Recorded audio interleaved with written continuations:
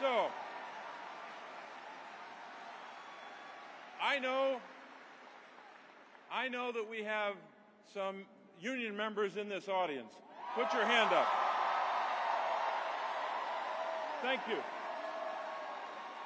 Thank you to the men and women of organized labor who give strength to our party and lead our nation.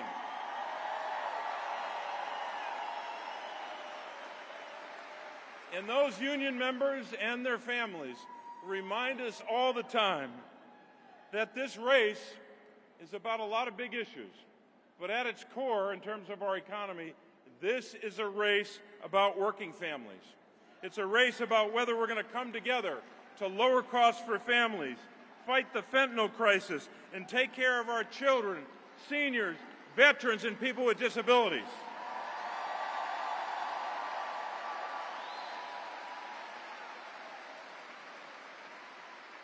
Look, these are the people that I've fought for every day of my life as a public official, and I'm going to keep fighting for them when we win this year.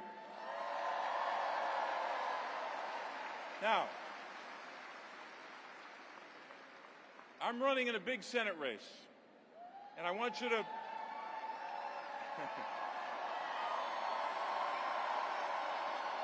I want to spend a couple minutes on my opponent. Just want to give him a little time here. So my opponent, as you know, is a former hedge fund executive, right? You may not know that he's worth hundreds of millions of dollars, right? And he started to put some of that money into this race. But let me tell you some more things about him you may not know. My opponent lied about living in Pennsylvania when he was living in a $16 million mansion in Connecticut.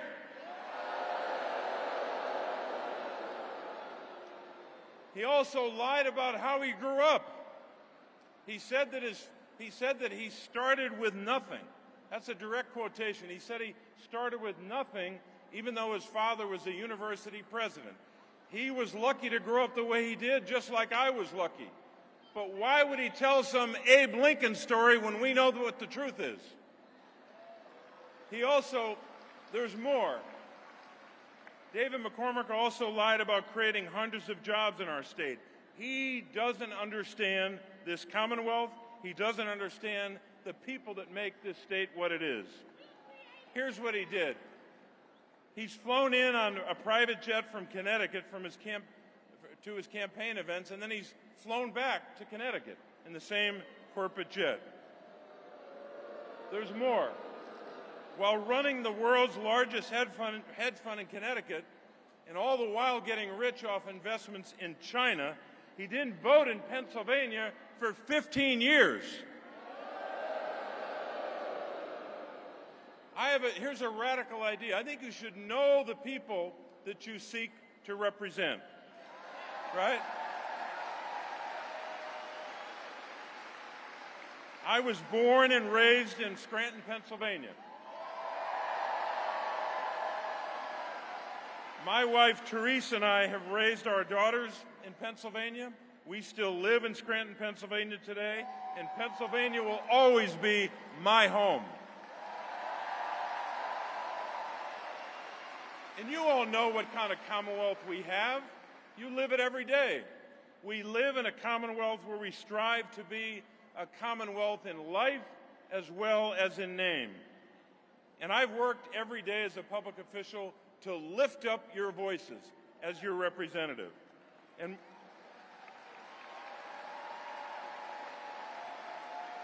I've also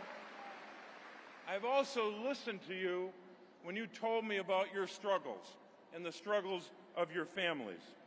And that's why I've taken on some tough fights. I'm leading the fight in Washington against corporate greed, calling out greedflation. You know what that is. You see it all the time. When you go to the grocery store, big corporations jacking up the price of food, jacking up the price of household items, and making you pay more. We ought to take on that corporate greed. We ought to pass a price gouging bill to go after them, and we should take away their big tax cuts.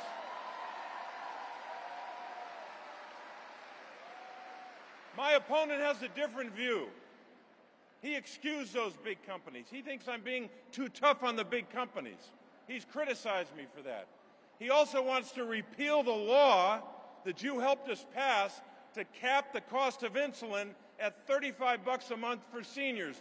That is wrong, and we're never going to let him do that. He's also promised to continue to perpetuate those obscene corporate tax cuts from 2017. And you know what? Because he has that position, and because I voted against that obscene bill, David McCormick has had the benefit of these big billionaires, these out-of-state billionaires supporting an out-of-state candidate, coming in to prop him up and to pay for 80% of his advertising. That's what they're doing to reward him. Look, I think it's pretty clear from his record as a hedge fund executive that David McCormick will do anything to make a buck, anything to make money. And he does that even when it hurts the people of our state. He invested millions in Chinese military companies that make fighter jets, bombers, and missiles. And while we, all of us across our state, were fighting against fentanyl that's trafficked from China that kills over 4,000 Pennsylvanians each year, David McCormick, listen to this one, David McCormick, as a hedge fund executive, invested millions of dollars in China's largest producer of fentanyl. You're damn right, boo. I believe that you deserve a senator who's on your side, who's not out for himself. Pennsylvanians can't trust David McCormick to look out for you and your families. He's only going to be looking out for rich guys like himself. He's proven that. And lastly, a big issue in this race. We can't trust him to stand up for reproductive rights for women.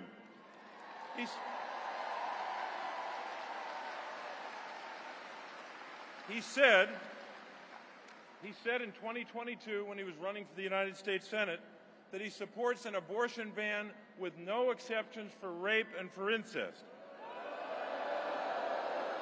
He called the overturning of Roe v. Wade a, quote, great victory, unquote. I don't think ripping away a 49-year constitutional right is a great victory. My daughters, just like your daughters, should not have fewer rights than their mothers. So, were he to be elected, he will not support the Women's Health Protection Act, which we tried to pass in the aftermath of the Dobbs decision. So I think the differences are pretty clear, and you know them, and you know some more of them maybe after what I said. But here's what I want to tell you. We got a lot of work to do. We've got about 90 days, 90, 91, depending on how you count them. We've got a lot of work to do here in Pennsylvania. You know that. We know that we must win Pennsylvania to win the presidency, right?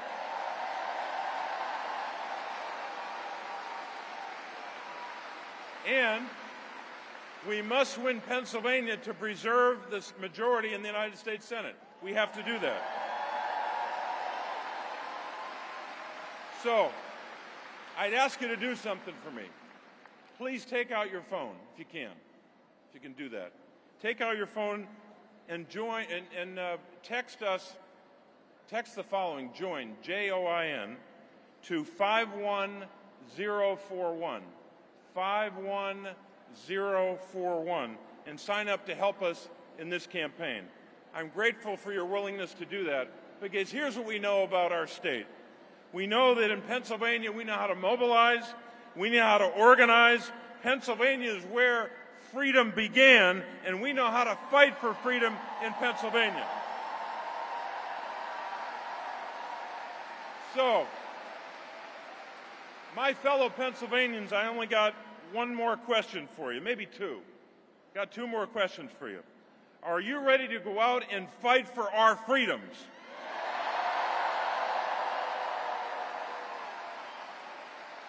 Are you ready to go out and defeat David McCormick and the out-of-state billionaires trying to buy this Senate seat?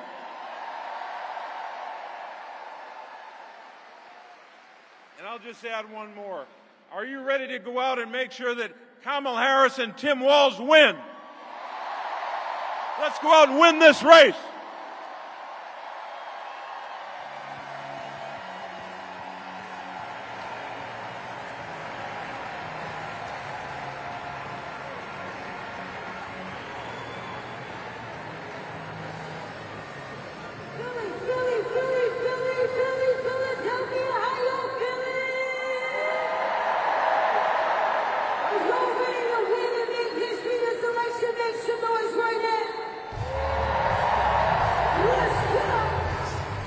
Come on!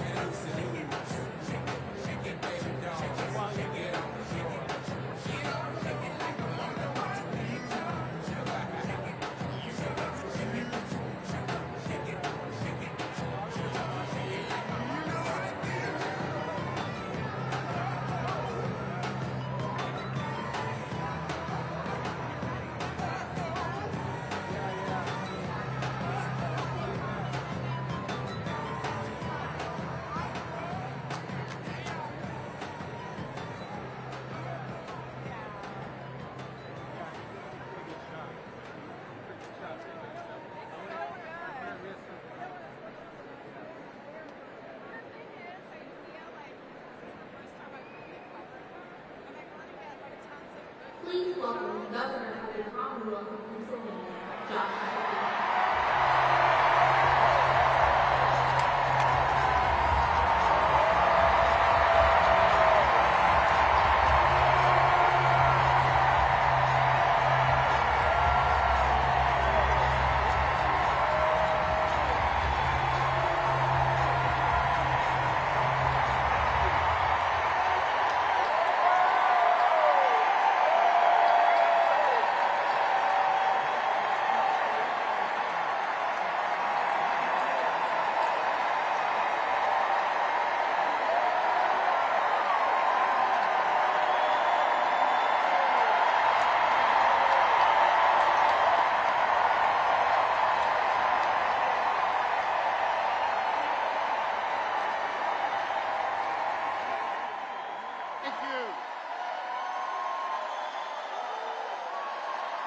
Thank you.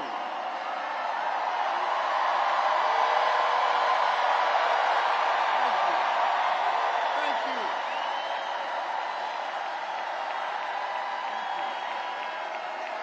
Thank you. I love you, Philly.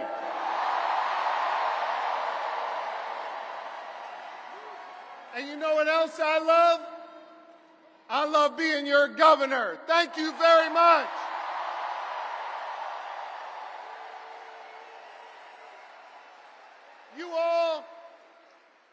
Y'all fill my heart. And I love you so much.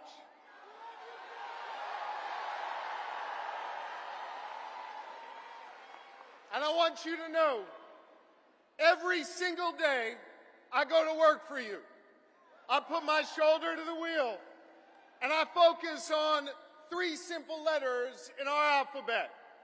G, S, D.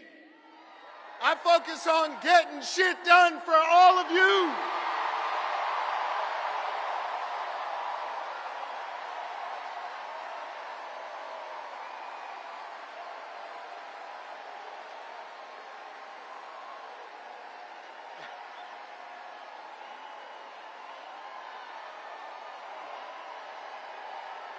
Thank you. Thank you. Thank you.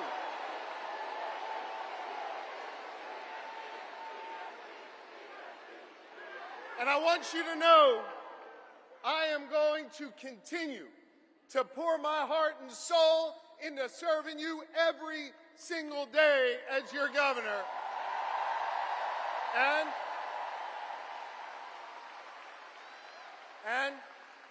I'm going to be working my tail off to make sure we make Kamala Harris and Tim Walz the next leaders of the United States of America.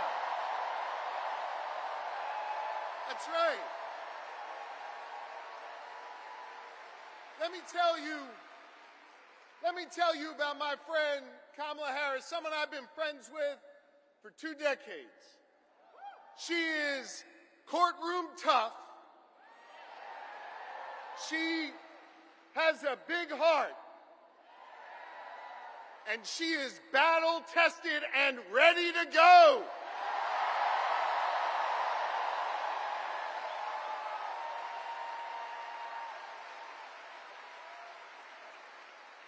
Whether in a courtroom, whether fighting as Attorney General, whether remembering the people who have oftentimes been left behind when she was sitting in the halls of power in the Senate, Kamala Harris has always understood that you got to be every day for the people, for the people. And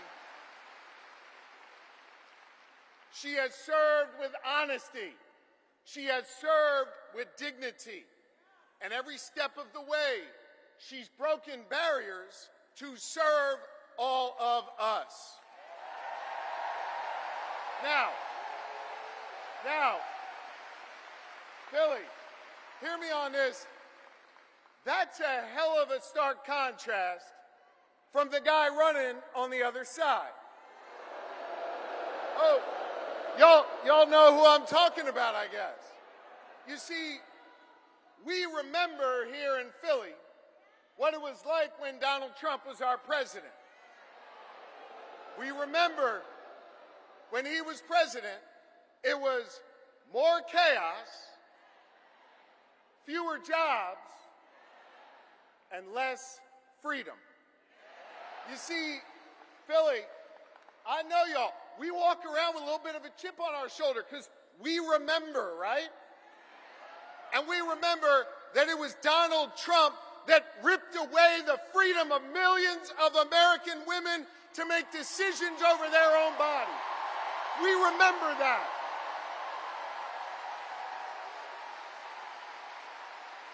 We remember that. We're not going back. We are not going back. You're right. Not going back. And here's the thing. We don't want to go back, but let's go back for a second. Just remember. Let's just remember, because I think there's some folks out there that still have a little bit of brain fog, having a hard time remembering what it was like. Now listen, he brought all that chaos and limited our freedoms back when he was president, and let's be honest, didn't know what the hell he was doing. He didn't. But this is serious, gang. He knows what he's doing now. He does. And the Supreme Court that he packed, the Supreme Court that he has packed has ruled that he is above the law. He is outside of the law. And now he's got a clear plan. They all wrote it down in that whole Project 2025 thing. And they got a clear plan to take away more of our freedoms. They got a clear plan to use the Justice Department to go against our enemies. They got a clear plan to isolate us in the world. And let me tell you something, I ain't going back. I am not going back. I'm not. And neither do you want to go back. We are not going back.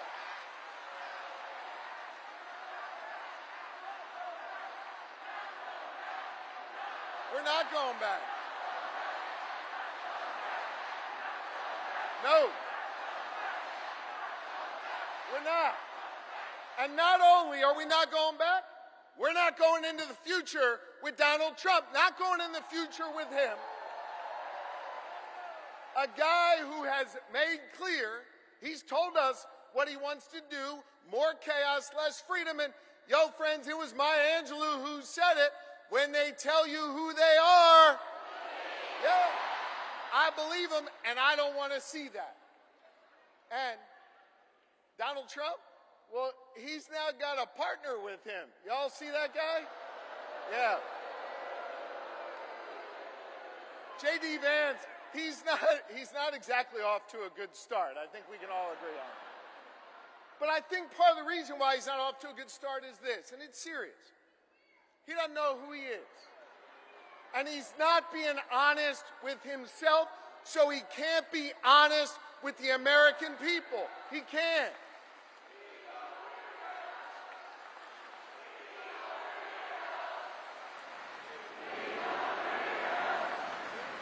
Now,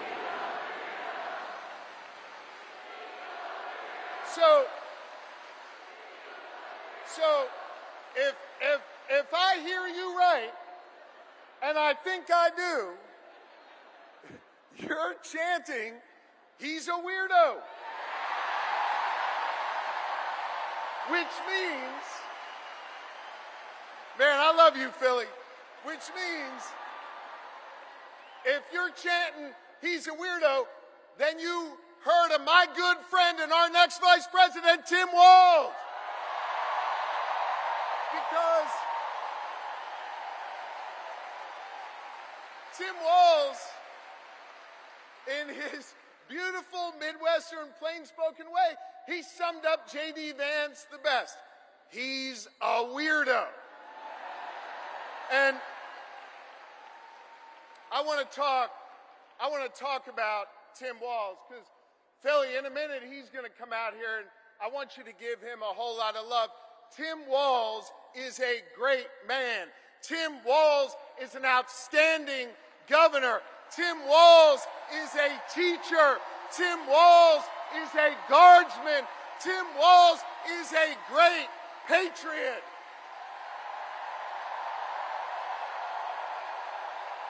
He is. And I'll tell you what else.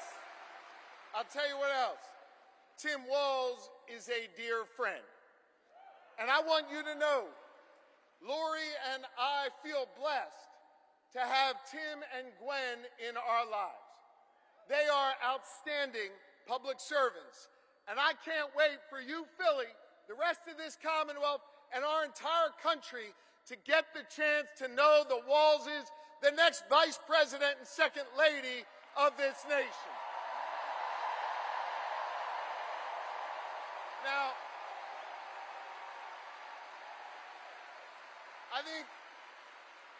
I think it is fitting, and it is special, that Kamala Harris and Tim Walz have chosen to launch their campaign right here in Philadelphia, in the city of brotherly love and sisterly affection.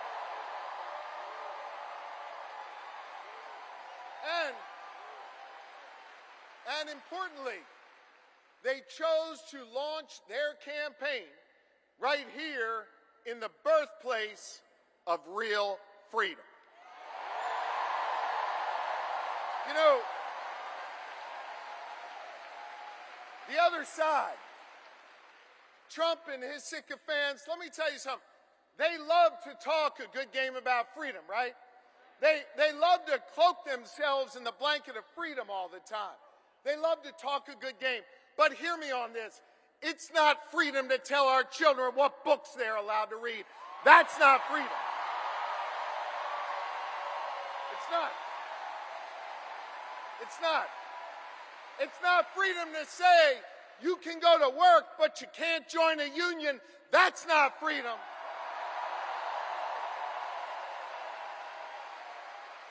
It's not freedom to tell women what they're allowed to do with their bodies. That's not freedom. It's not. It's not. It is not. No, it's not. It is not.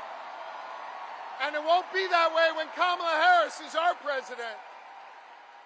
And it sure as hell isn't freedom to say you can go vote, but he's going to pick the winner. That is not freedom. That's not what patriots have fought for over the years. It is not. But you know what we are for? You know what Kamala Harris and Tim Walz are for? They are for real freedom. They are. The kind of real freedom that comes when we look that young girl in North Philly in the eye and we invest in her public school because we believe in her.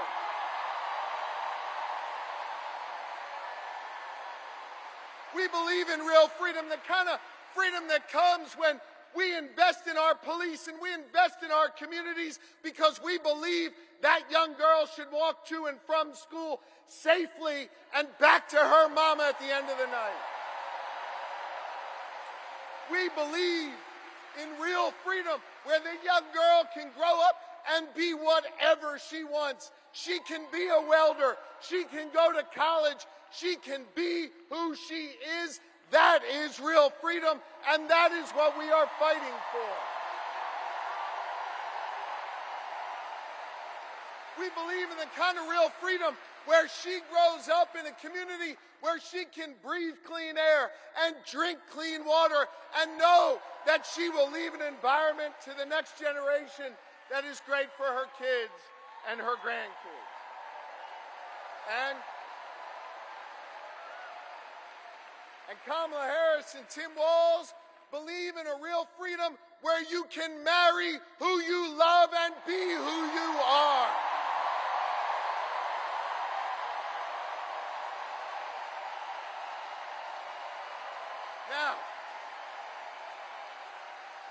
Freedom is on the ballot. And our fundamental freedoms are at risk. And I know when it's at risk, it's easy to feel uneasy. And it's easy to get down. But let me tell you something, Philly. Let me tell you something, Pennsylvania. Let me tell you something, America. I am more optimistic than ever before.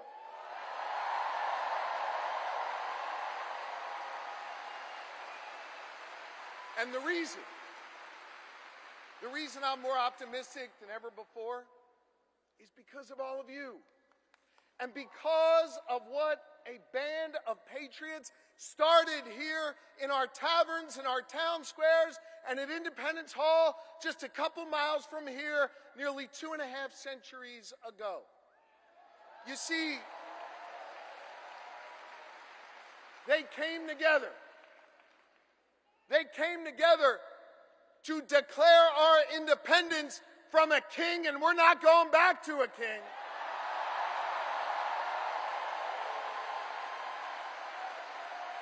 And we're not going back.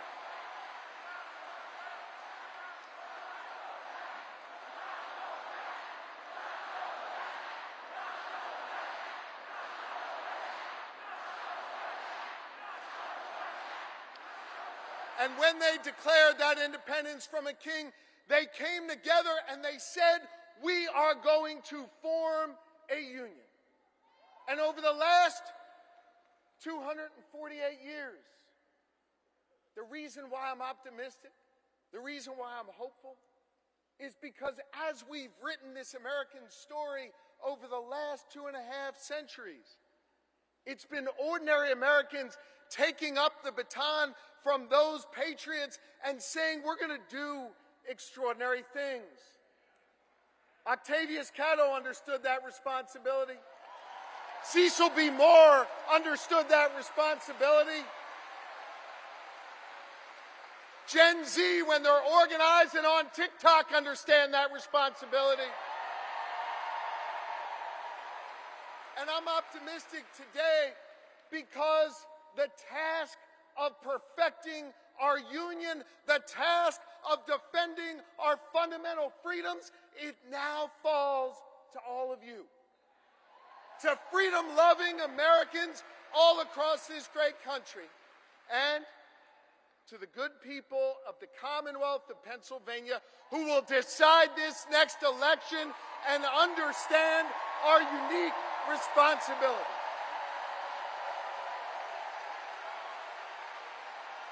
I love you too, and this is a moment where we all have to understand that while we'll see Kamala Harris and Tim Walz as names on the ballot, that this election isn't just about their names on this ballot.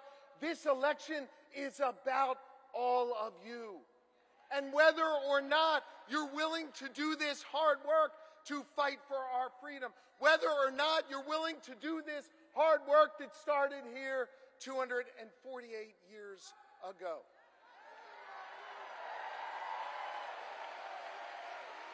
I want to just say this. I lean on my family and I lean on my faith, which calls me to serve. And I am proud of my faith.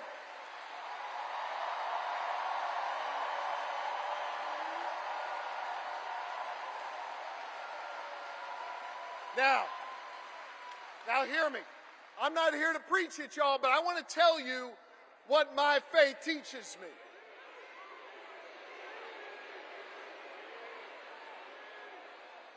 My faith teaches me that no one is required to complete the task, but neither are we free to refrain from it.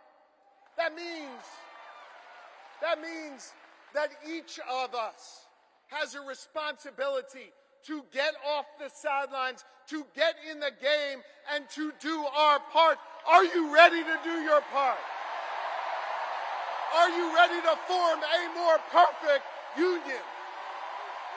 Are you ready to build an America where no matter what you look like, where you come from, who you love or who you pray to, that this will be a place for you? And are you ready to look the next President of the United States in the eye and say, "Hello, Madam President"? I am too, so let's get to work.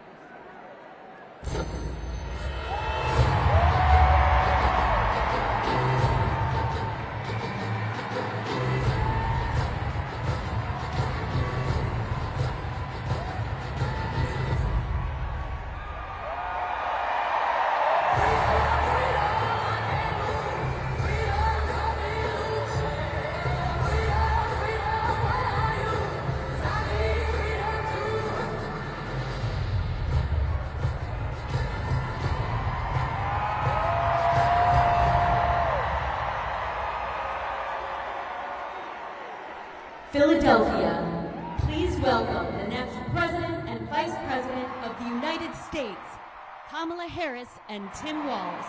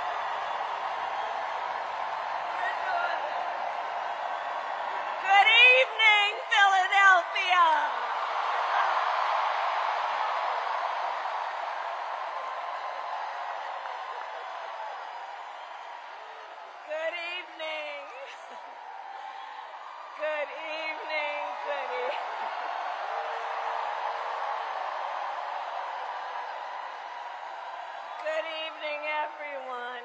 Good evening. Good evening. Oh, it is good to be back in Pennsylvania.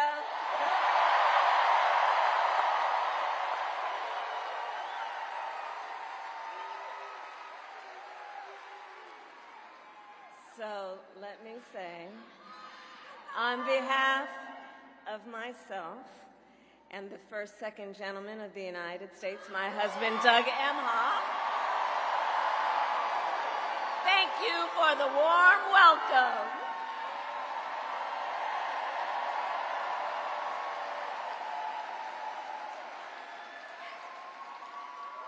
And let me just say, it's good to be here with all of the friends, all of the leaders who are here. I want to thank former Governor Ed Rendell,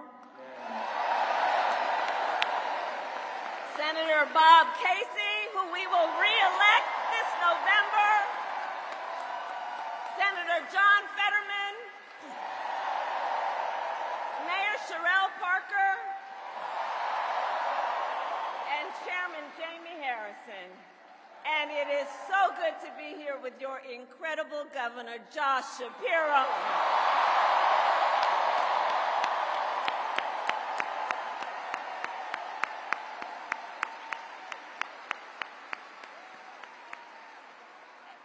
And I will say, Josh is a dear, dear friend and an extraordinary leader. He and I have been spending a lot of time together over the years. And I told Josh, look, I am so invested in our friendship in doing this together, because together with Josh Shapiro, we will win Pennsylvania. We will win Pennsylvania. And I thank you, Josh. I thank you.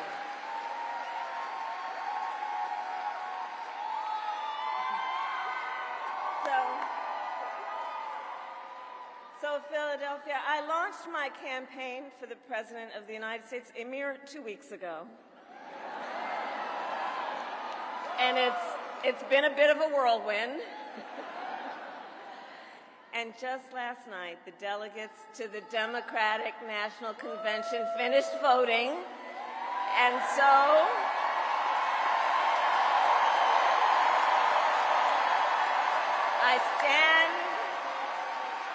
I stand before you today to proudly announce I am now officially the Democratic nominee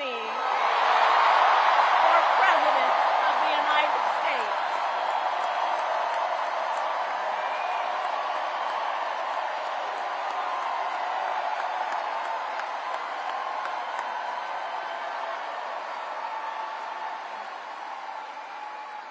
And so now we got some work to do. We need to move to the general election and win that. And to all the friends, listen, we also need to level set. We are the underdogs in this race. But we have the momentum, and I know exactly what we are up against.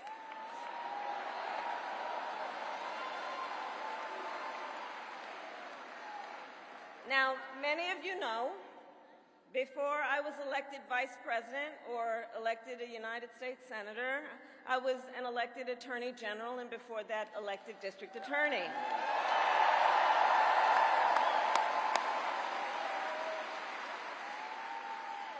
And before that, I was a courtroom prosecutor. So in those roles, I took on perpetrators of all kinds.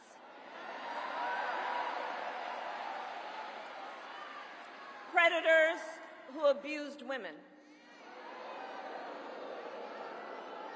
Fraudsters who scammed consumers. Cheaters who broke the rules for their own gain. So hear me when I say,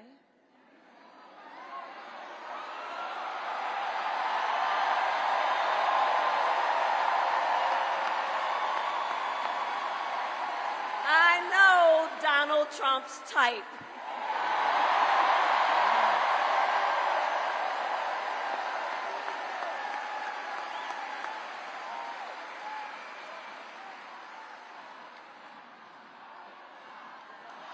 So, but let me say, hold on. This campaign, our campaign, is not just a fight against Donald Trump. Our campaign, this campaign, is a fight for the future. It's a fight for the future. In Pennsylvania, we fight for a future with affordable housing, affordable health care, affordable child care, paid leave. We fight for a future where we build a broad-based economy, where every American has the opportunity to own a home, to start a business, and to build wealth.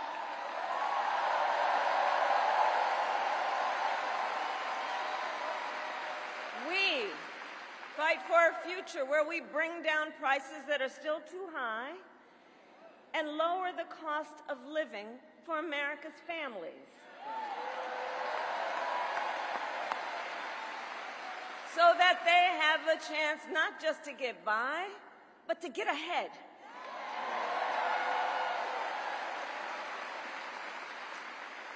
We fight for a future where we defend our most fundamental freedoms. The freedom to vote.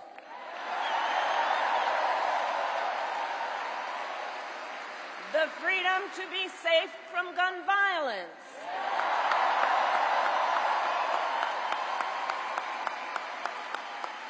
The freedom to love who you love openly and with pride.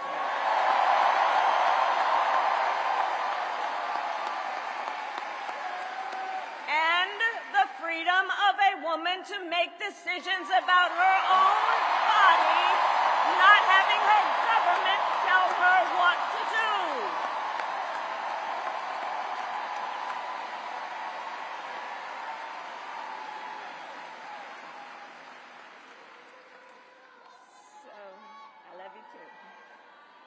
So here's the thing. Since the day that I announced my candidacy, I set out to find a partner who can help build this brighter future.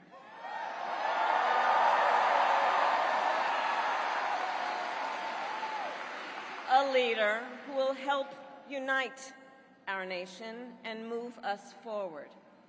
A fighter for the middle class. A patriot who believes, as I do, in the extraordinary promise of America.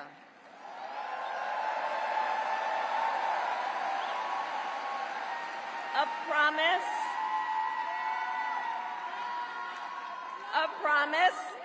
of freedom, opportunity, and justice, not just for some, but for all.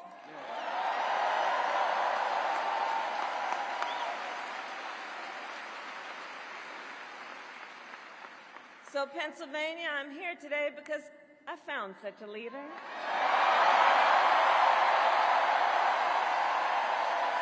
Governor Tim Walz of the great state of Minnesota.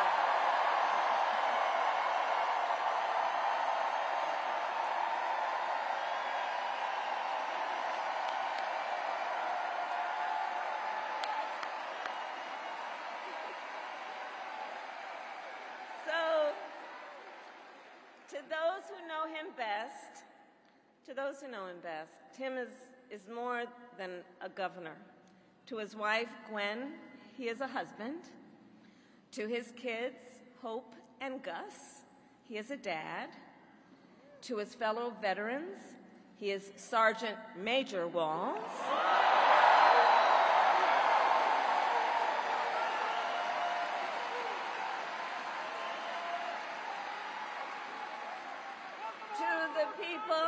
To the people of southern Minnesota, for 12 years, he was congressman.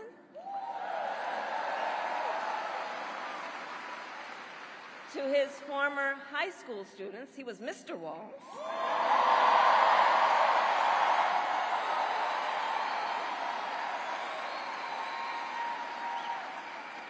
And to his former high school football players, he was coach.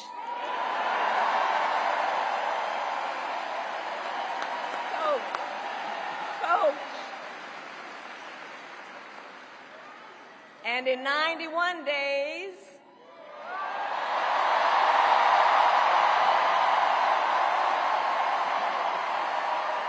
the nation will know Coach Walz by another name, Vice President of the United States.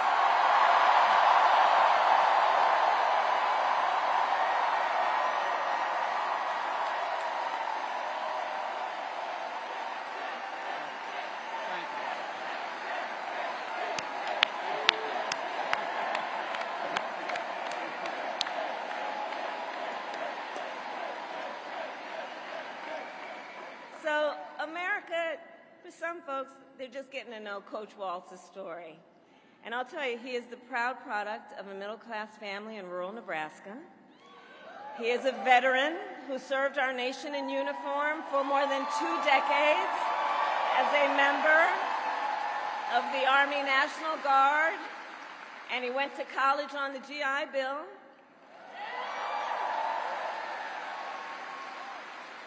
He is someone who, long before he entered politics, worked as a teacher.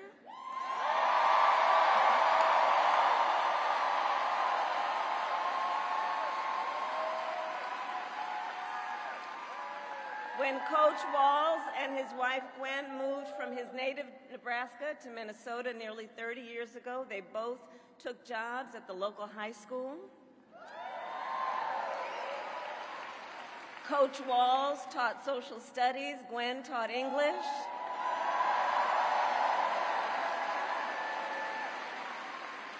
After school, Tim was the linebackers coach for the football team.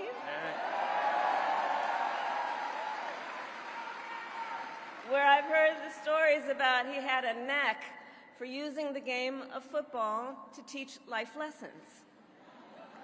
He saw the potential in kids who sometimes didn't even see it in themselves.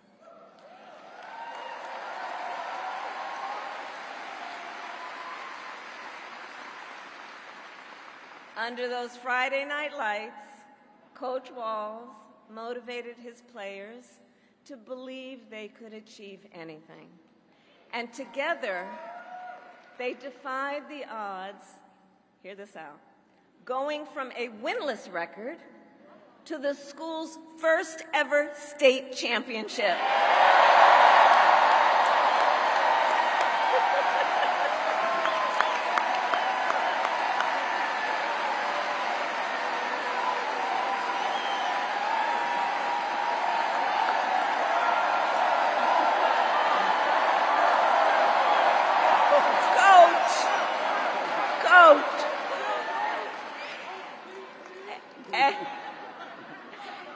And I'll say and I'll add, Tim wasn't only a role model on the football field. Around that same time, Coach Walz was approached by a student in his social studies class. The young man was one of the first openly gay students at the school and was hoping to start a gay-straight alliance. At a time when acceptance was difficult to find for LGBTQ students, Tim knew the signal that it would send to have a football coach get involved.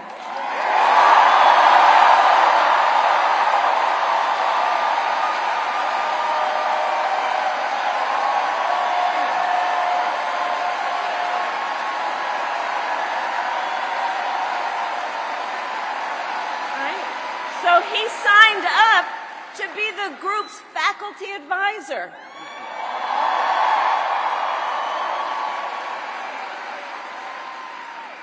And as students have said, he made the school a safe place for everybody.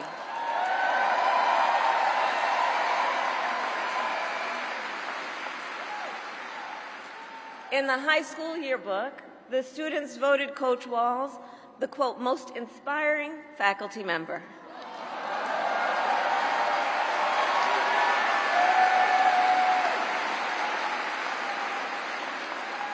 And as I think everyone here can see, Tim Walz was the kind of teacher and mentor that every child in America dreams of having, and that every kid deserves. The kind of coach, because he's the kind of person who makes people feel like they belong and then inspires them to dream big. And that's the kind of vice president he will be.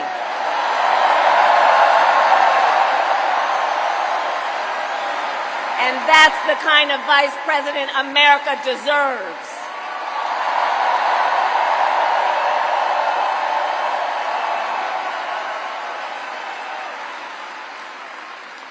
So it was Coach Walz's students who actually helped him decide to run for office. And he served 12 years in Congress, representing a purple district as he reached across the aisle to get things done. He was the highest ranking enlisted man to ever serve in the United States Congress.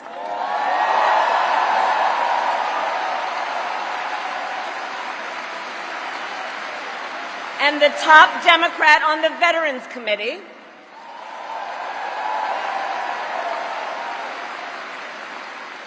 And he was known as one of Capitol Hill's best marksmen,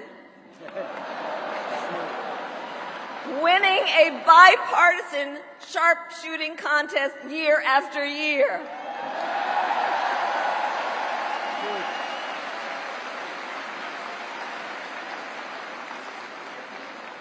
In Washington, Tim worked to raise the minimum wage, to protect the freedom of workers to join a union,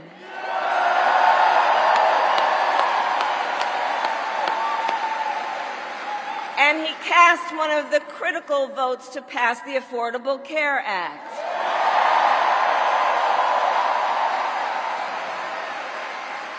Which, of course, gave health insurance to tens of millions of Americans. I'm going to tell you, when we win, Tim and I will continue to make the Affordable Care Act even stronger.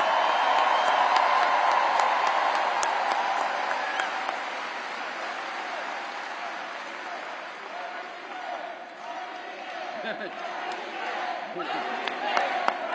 win.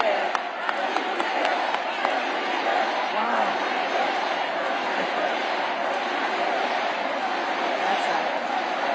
Now, let's talk about what we're dealing with on the other side.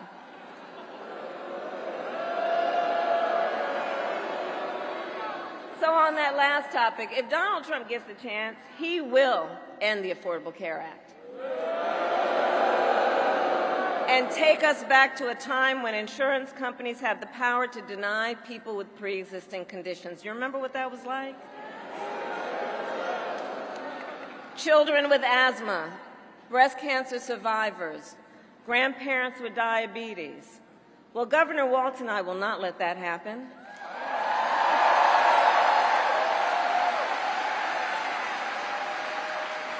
Because we believe health care should be a right and not just a privilege for those who can afford it.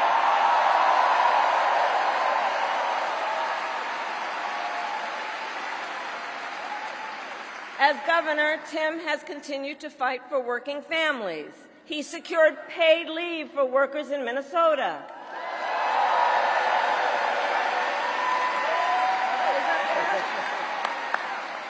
And he refused, as governor, to allow any student in their public schools to go hungry. So he made school breakfast and lunch free for every child.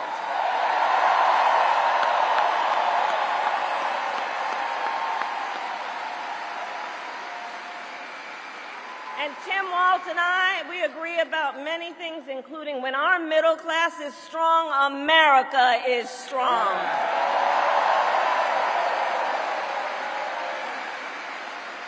And strengthening the middle class will be my defining goal as I am President of the United States.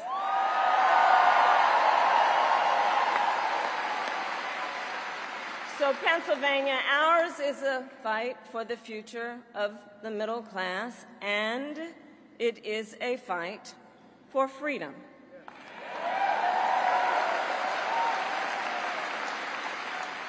In this moment, we are witnessing a full-on attack against hard-fought, hard-won freedoms and rights.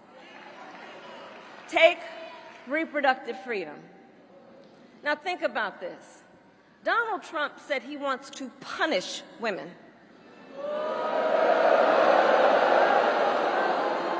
And as a result of his actions, today in America, 1 out of 3 women live in a state with a Trump abortion ban. 1 out of 3. Some of these bans go back to the 1800s, even before women had a right to vote. Think about that. Well, Tim and I have a message for Trump and others who want to turn back the clock on our fundamental freedoms. We're not going back.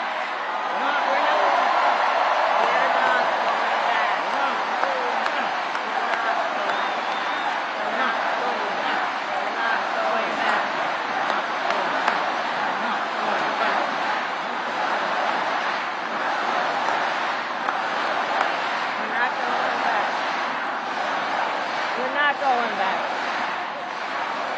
And so let me say about Tim Walz, he has shown up to stand against these attacks long before he stood on the stage with me. After Roe was overturned, he was the first governor in the country to sign a new law that enshrined reproductive freedom as a fundamental right.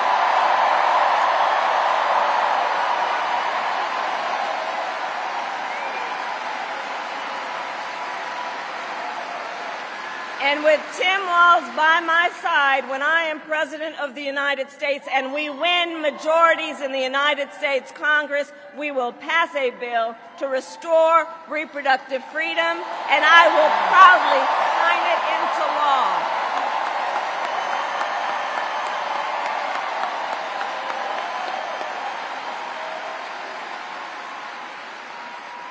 Tim Walz has also defended the sacred freedom to vote. As governor, he signed the most significant expansion of voting rights in Minnesota in over 50 years.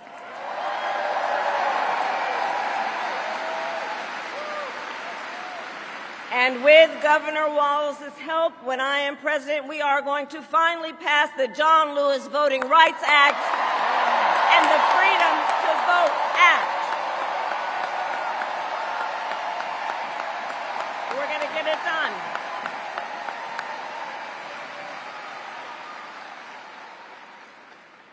So Tim is a hunter and a gun owner who believes, as the majority of gun owners do, that we need reasonable gun safety laws in America.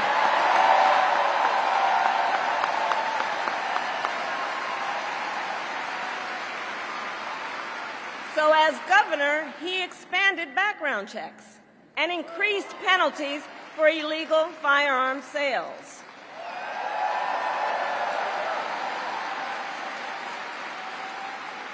And together, when we win in November, we are finally going to pass universal background checks, red flag laws, and an assault weapons ban.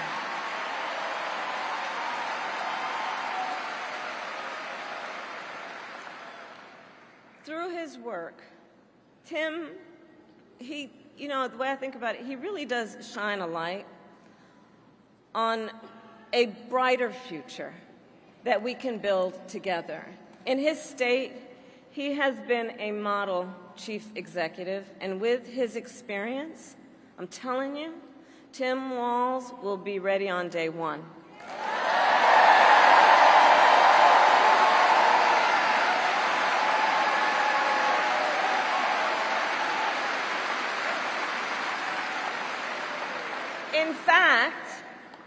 In fact, when you compare his resume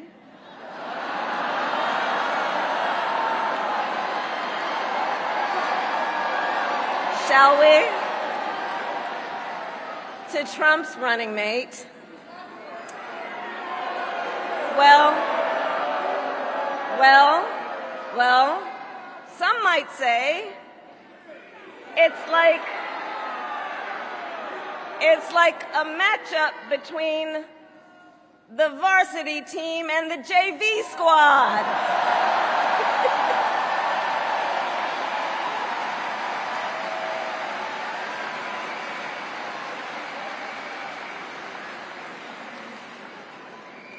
So, Pennsylvania, ultimately in this election, we each face a question. What kind of country do we want to live in? A country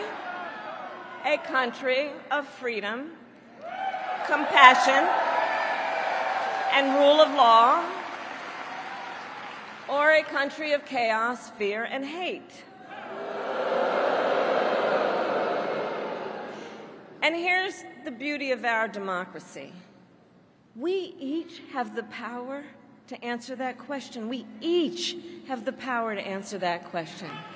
The power is with the people.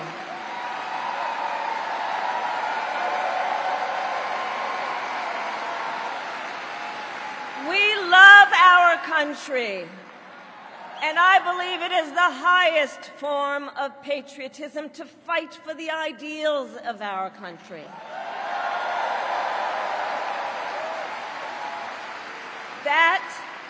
That is how we preserve the promise of America. And after all, the promise of America is what makes it possible for two middle-class kids, one a daughter of Oakland, California, who was raised by a working mother, the other, a son of the Nebraska plains who grew up working on a farm.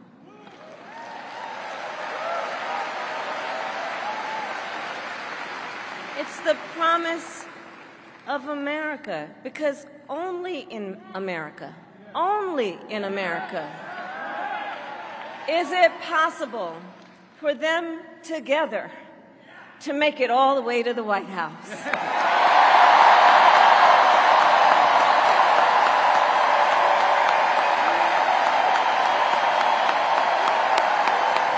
Only in America.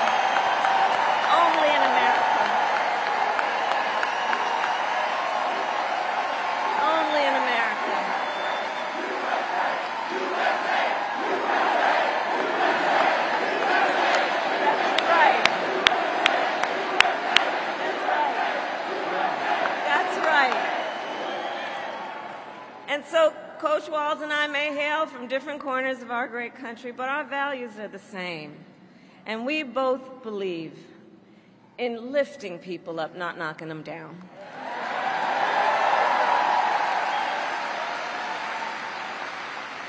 He and I, we both know the vast majority of people in our country have so much more in common than what separates them.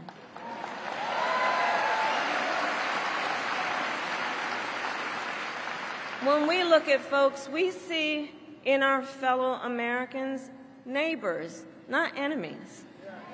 Not enemies.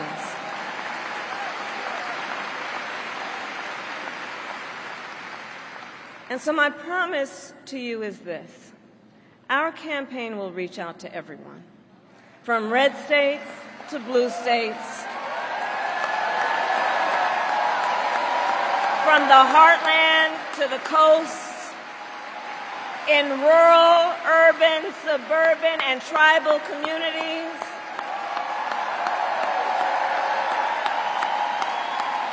We are running a campaign on behalf of all Americans. And when elected, we will govern on behalf of all Americans.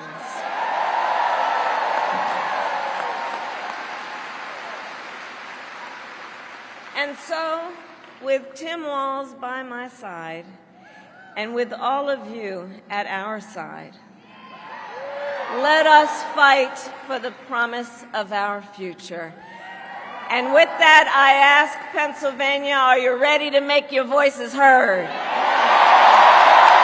Do we believe in freedom? Do we believe in opportunity? Do we believe in the promise of America? And are we ready to fight for it? And when we fight, we win. And now, welcome the next Vice President of the United States, Tim Walz.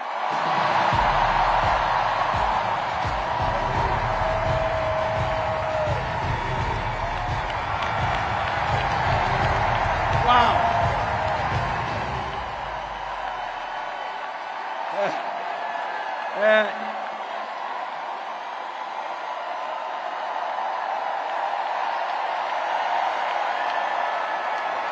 Thank you. Wow. Thank you, Philadelphia.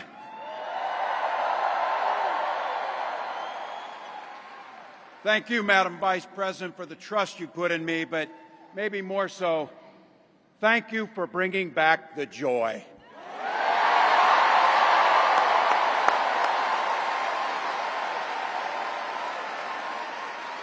I'm thrilled to be on this journey with you and Doug, this incredible journey. And Pennsylvania, I know you know this, but my God, what a treasure you have in Josh Shapiro.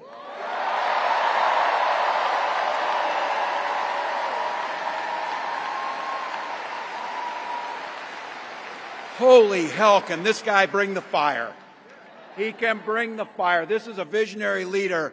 Also, I have to tell you, everybody in America knows when you need a bridge fixed, call that guy.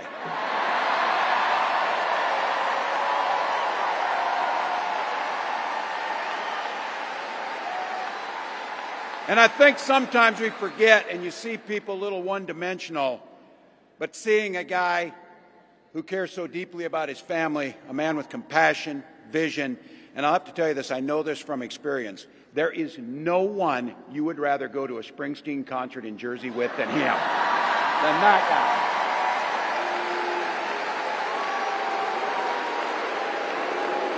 Bruce.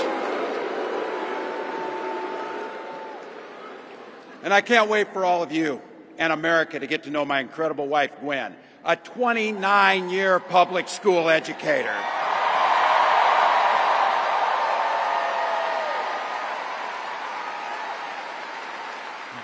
Don't ever underestimate teachers.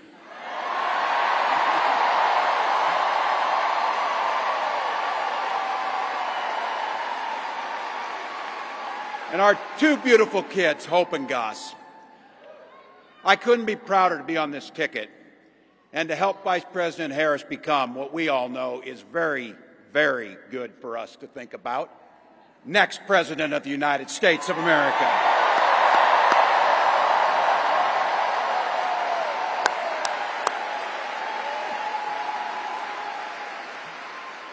From her first day as a prosecutor, as a district attorney, Attorney General of the great state of California, a United States Senator, and Vice President of the United States.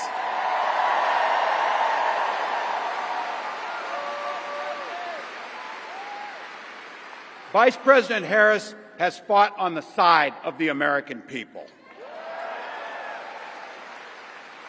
She took on the predators, she took on the fraudsters, she took down the transnational gangs, she stood up against powerful corporate interests, and she never hesitated to reach across the aisle if it meant improving people's lives.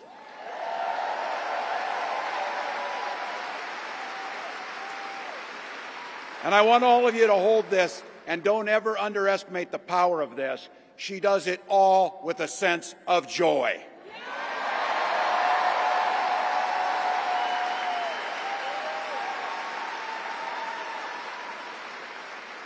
I know a little something about that commitment to people. I was born in West Point, Nebraska. I lived in Butte, a small town of 400, where community was a way of life. Growing up, I spent the summers working on the family farm. My mom and dad taught us, show generosity towards your neighbors and work for a common good.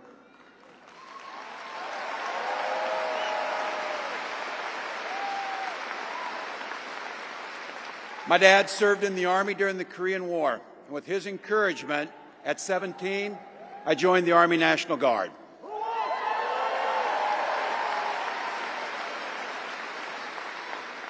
For 24 years, I proudly wore the uniform of this nation.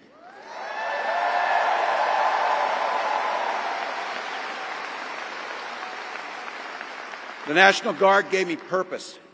It gave me the strength of a shared commitment to something greater than ourselves. And just as it did for my dad and millions of others, the GI Bill gave me a shot at a college education.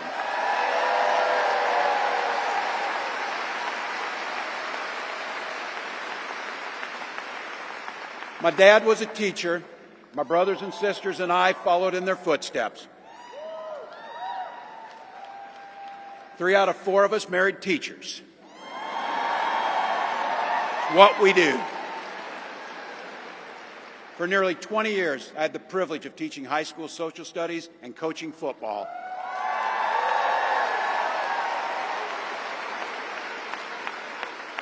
Including winning that state championship. So thank you.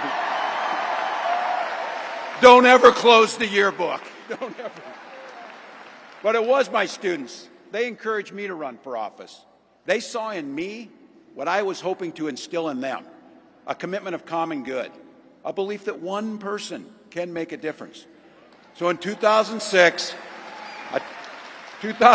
I took a leap and I ran for Congress.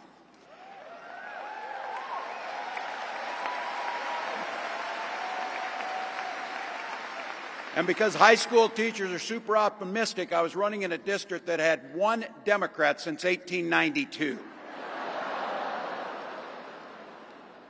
Well, my neighbors graced me with an opportunity to represent them in the United States House of Representatives.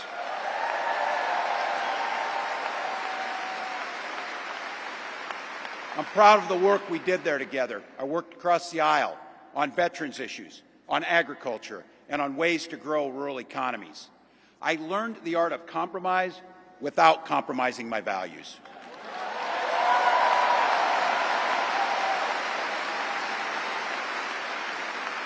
And now, as governor of the great state of Minnesota, I bring those experiences to bear in tackling the challenges that are facing our great state.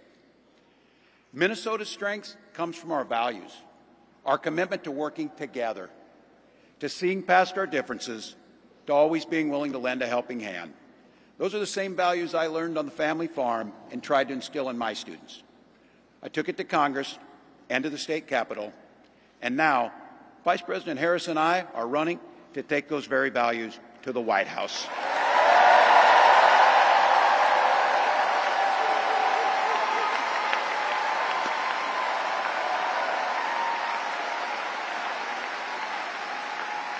Now, Donald Trump sees the world a little differently than us. First of all, he doesn't know the first thing about service.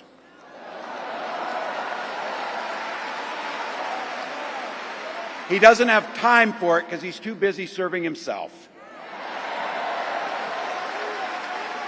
Again and again and again, Trump weakens our economy to strengthen his own hand. He mocks our laws. He sows chaos and division. And that's to say nothing of his record as president. He froze in the face of the COVID crisis. He drove our economy into the ground. And make no mistake, violent crime was up under Donald Trump.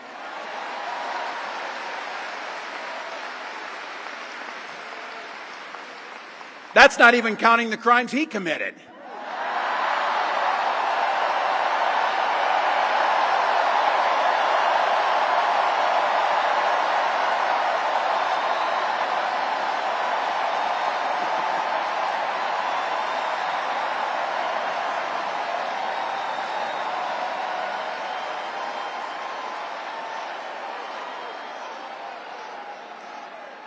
You know,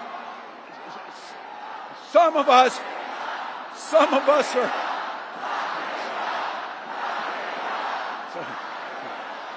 some of us in here are old enough to remember. I see you down there. I see those old white guys. Some of us are old enough to remember when it was Republicans who were talking about freedom. It turns out now what they meant was the government should be free to invade your doctor's office. In Minnesota, we respect our neighbors and their personal choices that they make. Even if we wouldn't make the same choice for ourselves, there's a golden rule: mind your own damn business.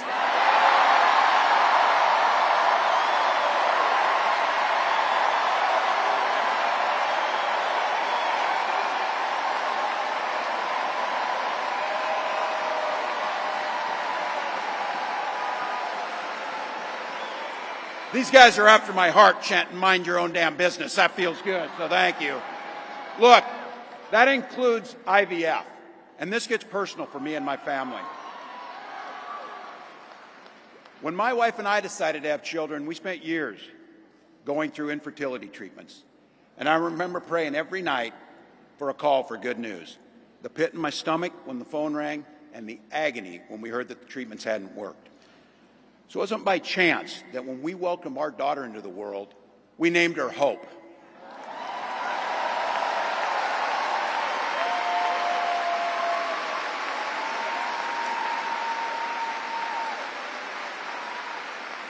When Vice President and I talk about freedom, we mean the freedom to make your own health care decisions. And for our children to be free to go to school without worrying they'll be shot dead in their classrooms.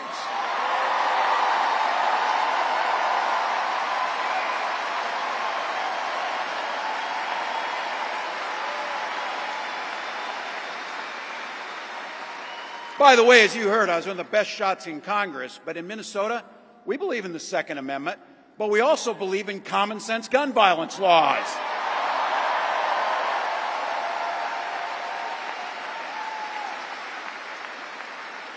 Vice President Harris' idea of freedom is a ticket for education to be that ticket to the middle class, not crippling debt.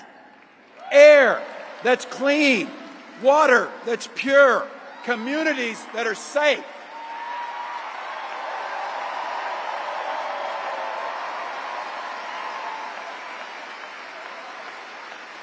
A place where we settle our political differences not through violence, but with our votes.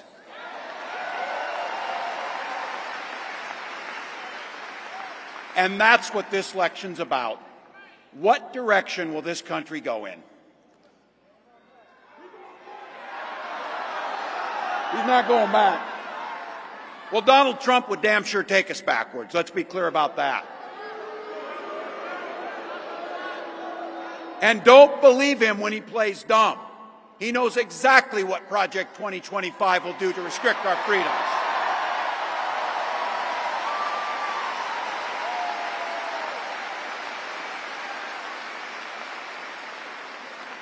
To rig the economy to help the super rich.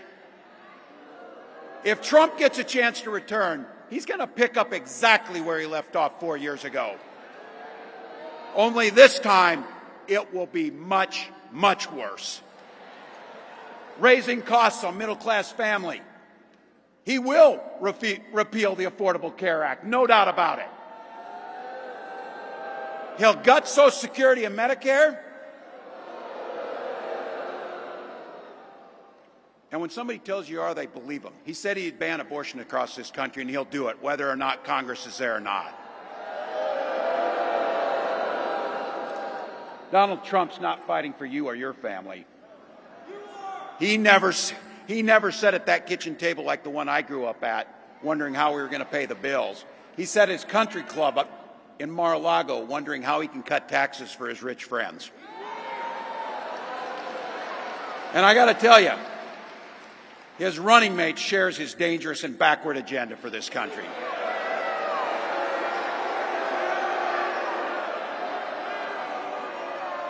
J.D. Vance literally wrote the foreword for the architect of the Project 2025 agenda.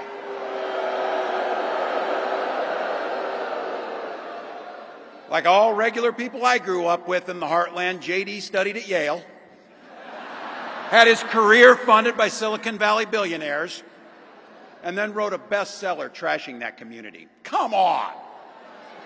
That's not what middle America is. And I got to tell you, I can't wait to debate the guy.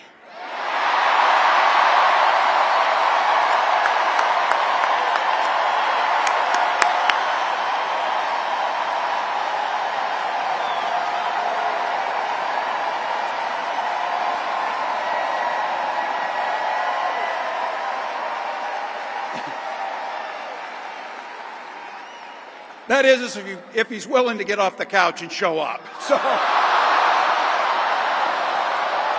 See what I did there?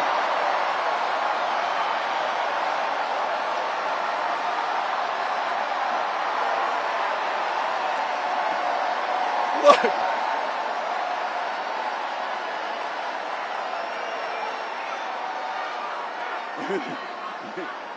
I got to tell you, pointing out just an observation of mine that I made. I just have to say it.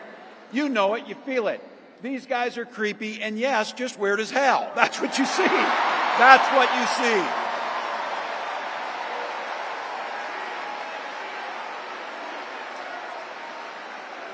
So you know what's out there, so say it with me. We aren't going back. We aren't going back. We are not going back.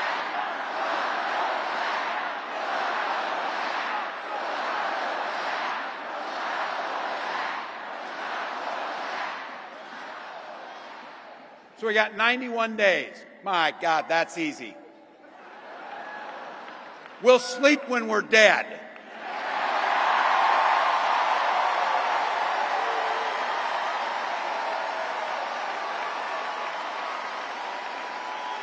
Over those next 91 days and every day in the White House, I'll have Vice President Harris's back. Every single day. And we'll have yours.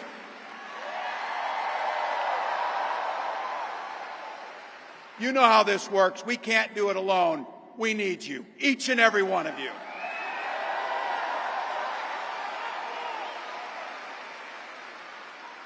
Go over to KamalaHarris.com, get on board, because we need you. Freedom to make our own choices. This leader, this compassionate, careful, joyous leader believes in each and every one of you.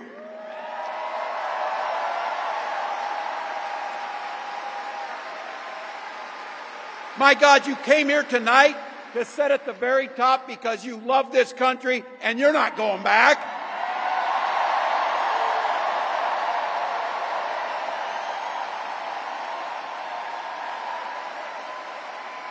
She believes in the opportunity for every single person to join the middle class. She believes in the promise of America. We just got to fight. We just got to fight. Because as soon-to-be President Harris says, when we fight, we win.